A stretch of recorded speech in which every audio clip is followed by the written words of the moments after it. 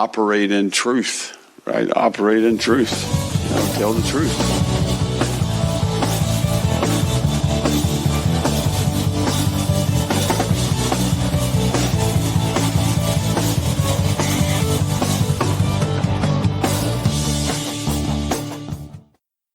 Hello, everybody, and welcome back to the Gator Truth Florida Football Podcast.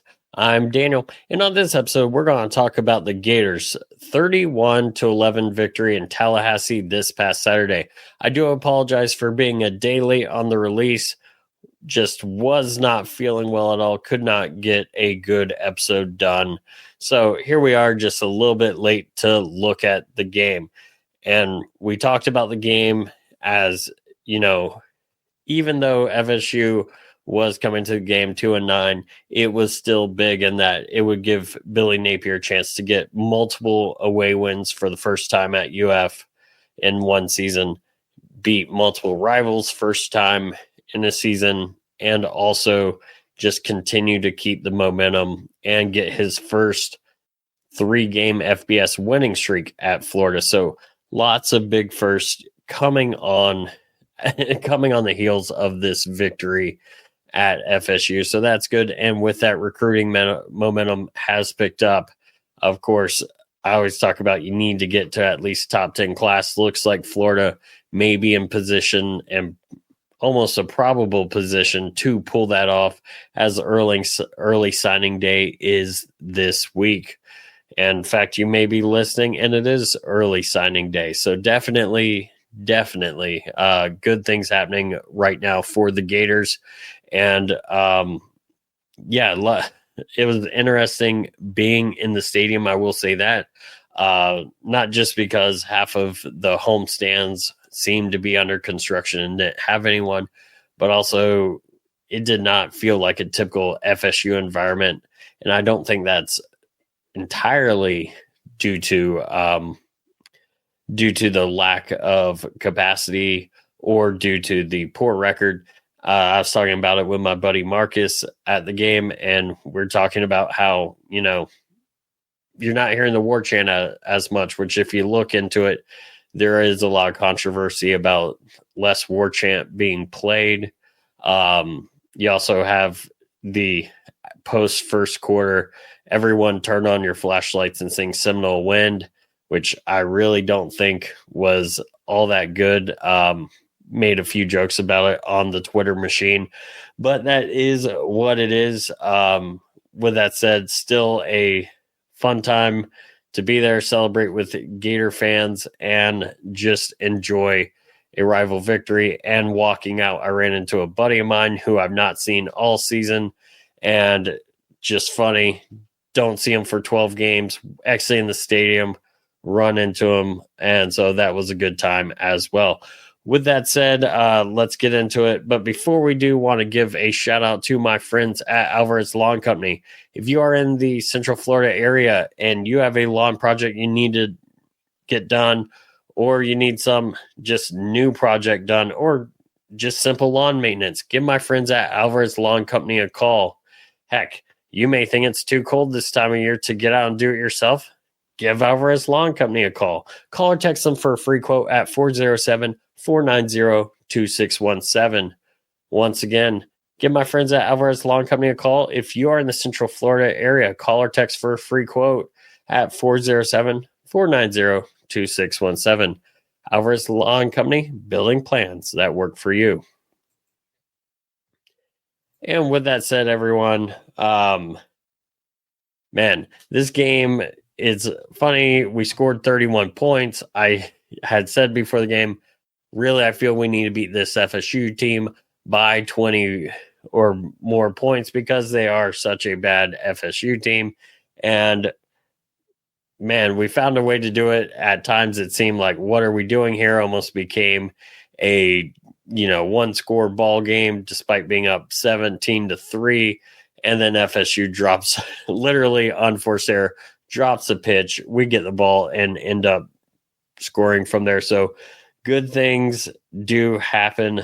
But anyways, talking about the keys that I had for the game, running the ball. was my first key. And boy, did the Gators get that done. 235 yards on the ground. Montreal Johnson leading the way with 10 carries, 99 yards, including that dagger of a 65-yard touchdown run to pull the lead 24-3.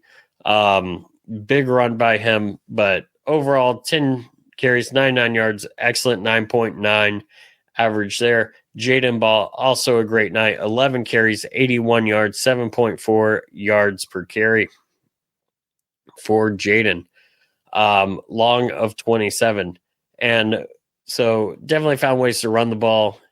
Line took care of the FSU defensive line a lot of the night, found ways to get running room and things going, which was interesting, as there are times at night that our passing game did let us down a bit, whether that was just poorly placed throws or whether it was just failure to make catches. Something was off in the passing game, but you can afford to have those off nights when your running game is putting up 38 carries for 235 yards. It was also nice to see true freshman KD Daniels get some runs there at the end of the game, getting a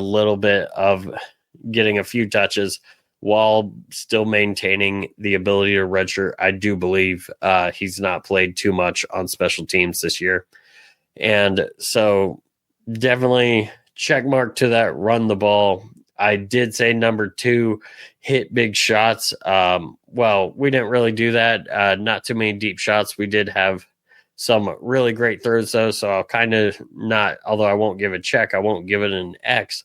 And some of that is, like DJ Lagway, when he got tied up by I'm pretty sure it was a defensive tackle, and wriggles his way out, hits the ball downfield for a first down. Or another play where he scrambled out to the right, throws a beautiful throw for about a 15, 20-yard gain. And so saw some great throws, some throws down the field, but not really anything that were long, explosive, big gain throws. But that's all right. Again, you can have off nights, which we had some off night play, and you can have 14 and 22, 433 yards when your running game is doing that well. And then I also said, don't stop as my third key, keep trying to score. Well, we had 5, I believe I counted 5 of our 12 real drives were 3 or 4 and outs. And then I think we had a 6 and out and a 5 and out. But with that said, had some rough things. There are definitely things on offense to clean up, but when the game became 24-11, we could have just sat on it. Instead, Jaden Ball said, nah, let's score one more time. Had a few big runs, got us down inside the 10. And I was there talking to my buddy Marcus. And I said, well, Marcus, looks like we're going to have to score, especially after Norvell took his first time out. I go, because there's no way we mathematically can keep the ball past the 2-minute warning, because FSU had their timeouts plus the 2-minute warning. We only had 4 plays if you count fourth down. And then sure enough, we end up coming out of the last timeout, third down, and Billy Napier calls a passing play, something that I've said he does not do too much in the red zone. Did it twice on Saturday for touchdowns, and that was one of them. And of course, if I start talking, something weird's going to happen against it. So you could call it a good reverse jinx. And we end up getting that 20-point lead. I said, man, this is what I get for talking. But you know what? Who knows? If I didn't say anything, would have happened. Like the Matrix. Would you have broken it had I not said anything? But anyways, overall, enjoyable night. Some overall great job as well by the defense. Yes, they did give up 3 sacks on the night, or on the offensive line. I mean, gave up 3 sacks on the night, but overall, again, things I'll take. Okay, we gave up 3 sacks, but we also ran for, 6.2 yards per carry. And that's after you take off the 3 sacks, or with the 3 sacks added on. So a great night there. overall decent night for the offense. Can't be going 3-4 and out that much, especially against some of the better teams we face. But hey, got the job done for a night. Got to see some players get plays that they don't normally get, such as Tony Livingston getting that touchdown pass that we talked about at the end of the game. So good things there. And before we get over to the defense, I do want to give a shout out to my friends at GatorChatter.com. GatorChatter.com. It's a message board. Lots of fun Gator talk over there. Currently, as we're looking ahead to early signing day coming up this week, lots of discussions about recruits. Also with Gators announcing for the transfer portal, lots of discussion there as well. Join the discussion today at GatorChatter.com, your Florida Gator sports bar. And so let's talk about the defense, because this one I found to be lots of fun. As far as things I said hope would happen, and we saw what happened. I believe the defense overall was dominant in this game. Sometimes, things add up, even if they're unforced errors. But, luck is when preparation meets opportunity, as some people would say, and we definitely had it here. I said I'd like to see 5+ sacks. Well, the defense apparently heard me and got 8 sacks on the night, and that brings a 3-game total up to 19 sacks. Gators have, I believe, 36, 38, something like that, sacks on the year, which puts us in the top 20, if not the top 10. But what's funny is over half of them have been in the last 3 games. So if this were the defense that showed up from the beginning of the season, I'm just curious to what it would look like now and what the season would look like. But better late than never, and definitely things to grow on. Unfortunately, guys like Cam Jackson, who had 2 sacks in this game, will not be back next year, as he has lost his eligibility, just aged out. But great way to go out for a regular season game. And of course, 2 sacks against a rival. Can't really ask for more from a defensive tackle. And then, of course, Tyreek Sapp has really raised his game. Only got 1 sack in this game. However, did get a major strip sack. Jack Pyburn, same thing. Lots of good things going on. And then, of course, you got young guys, Cameron James. Denson comes in with a sack. Shamar James ends up ripping a ball out, forcing a fumble. And again, lots of good things from this Gator team. And then, so anyways, 5+ sacks. We get 8, and that is big for this defense. Next thing I had was we need multiple turnovers, and we got 5 turnovers, all fumble recoveries. Maybe not on defense, because we did take advantage for the second game in a row, having a punt returner muff a punt and recovering it. But hey, again, if they're going to do it, let's be there. Let's recover. Rocco Underwood gets that recovery. We talked about Shamar James ripping the ball out on a first down run by Florida State to get it. We've talked about, the forced fumbles, the strip sacks, all sorts of good things going on for this defense. So you ask for multiple turnovers. We get 5, which is a lot. Again, at least 2 unforced errors with a muff punt and with the toss that they drop. But again, being in the right place allows you to make the recovery and do good things. Defense overall, great night in my opinion. Giving up, only 239 yards total. That is a great total. Gets the Gators in the top 100 for overall defense on the year, which is another good thing.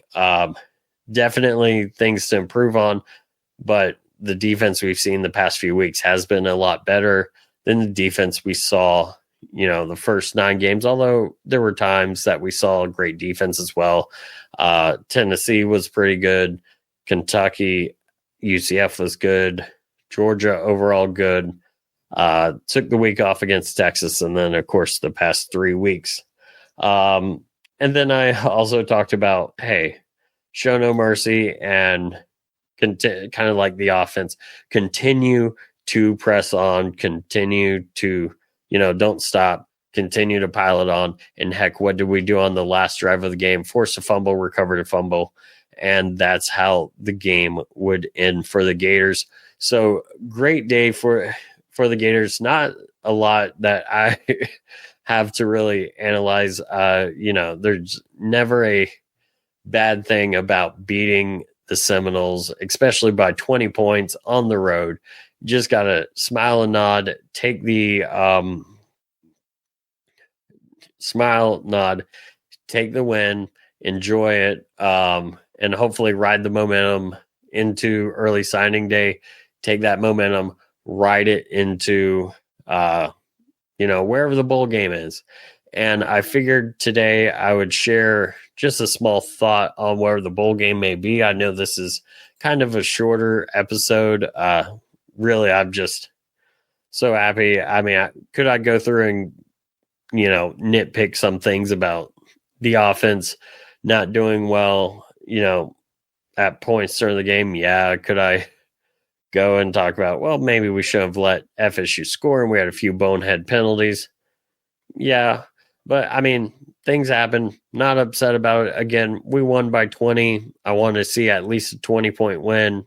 I had said to plant the spear in my conversation with Jesse, I'd be frustrated if we weren't winning by at least 20.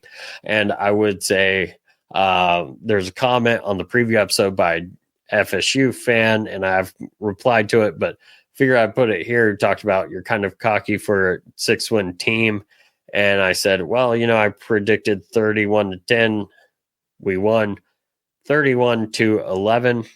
And so, yeah. And by the way, it's a 7-win team, guaranteeing our first winning season since 2020. And for certain players like a Des Watson, like a Jason Marshall, who are true seniors, been with the Gators their whole careers, first winning season for them. So definitely happy that this senior class goes out with a winning season, something that has eluded them their entire time in Gainesville. Always something to be happy about. 4 guys have stuck with it through some of the harder times for sure. But anyways, on to the bowl. Like I was talking about, a little bit of, ADHD moment there. But we've seen all sorts of bowl projections from Nashville and Music City, although I would be shocked if somehow Vandy maybe did end up with a local home bowl, but they could end up somewhere else, as bowls generally try and get what they can for crowds, or maybe they end up in Birmingham, as that's, somewhat closer to Vandy, and Vandy, of course, being bowl eligible as well.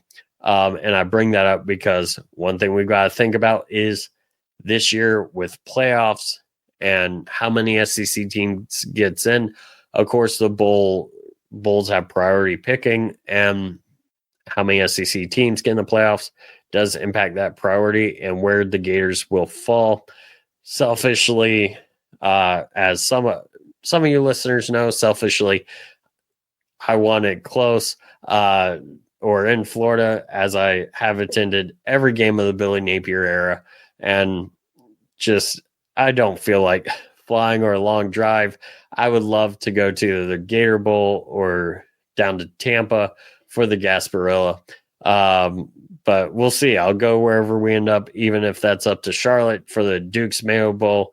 And boy, watching Billy Napier get covered in the mayonnaise for winning would be something to see. And so, anyways, point is, although I don't care about the bowl, personally, I'd love it to be close. What I care about more is the discussion on who we may face. And I've seen some debate about, would we want to play a team like Louisiana, which was one projection a few weeks ago, of course, as Billy Napier's old school, or would we want to face, some projection had us up against 10-2 Memphis, who won in Tallahassee earlier this year. And my opinion is just mine, and I know it may be different for others. Mine is I would love to face a Memphis, face a good team to see, okay, we've beaten a pretty good team or a decent team in LSU. We beat a great team in Ole Miss. We beat a very, very bad team in FSU. But let's see where we are. Can we hold on to the momentum, through a break? The extra bowl practices. What can we learn? What can we do to get better in that time? Get young guys some snaps, possibly some play and get experience against some better teams. So next year, once we face, Long Island University instead of FAMU. Anyways, or, we face USF and we face Miami. These guys have already had a tougher test, although I understand the desire to face and almost guarantee an 8-win by facing a, 6-6 team from the Sun Belt. I'd rather us get another great bowl win and get an 8th win that we've really earned versus, okay, we get an 8th win by just de facto getting it by being more talented roster. So that's my feelings. But anyways, we'll see how it shakes out. Of course, the bowl should be announced coming up Sunday after the conference championship games, because those will have somewhat of an impact, if not a big impact, on the seeding for the playoffs and the playoff races, and all sorts of fun matchups there as well. I mean, for all we know, UNLV could beat Boise State, and if they pull that off, well, they're conference champion. Where do they end up? But if they beat them, do they maybe jump a Iowa State or Arizona State, who are 16-18 currently? UNLV 22, but beating number 11 Boise State could shoot them up. And I tell you all about that because it does make a difference for seeding. Also, if Clemson beats SMU, does a 11-2 SMU get left out of the playoffs, or does the ACC somehow get 3 teams in? All these things are fun. They impact bowl seeding, and which will impact where the Gators end up. But that should be announced after the games are played this weekend. And I cannot wait to just have one more weekend to sit back and enjoy football. This weekend, of course, we have Army Navy next weekend, and we'll see how the Gators end up with early signing day and what looks to be just a terrific run of flipping recruits from other schools and ending up with the top 10 class where we need to be to get to the goal, as stated by Scott Strickland, as stated by Billy Napier, of competing annually for championships. And with that said, and I'm going to make sure I get the whole exit this time. I did, of course, get some messages saying that I did not get the entire exit last time on my way out. But with that said, everybody, it's been an interesting season, from a terrible start to a terrific finish. This is college football. This is the sport we love. Thank you all for listening, and as always, go Gators.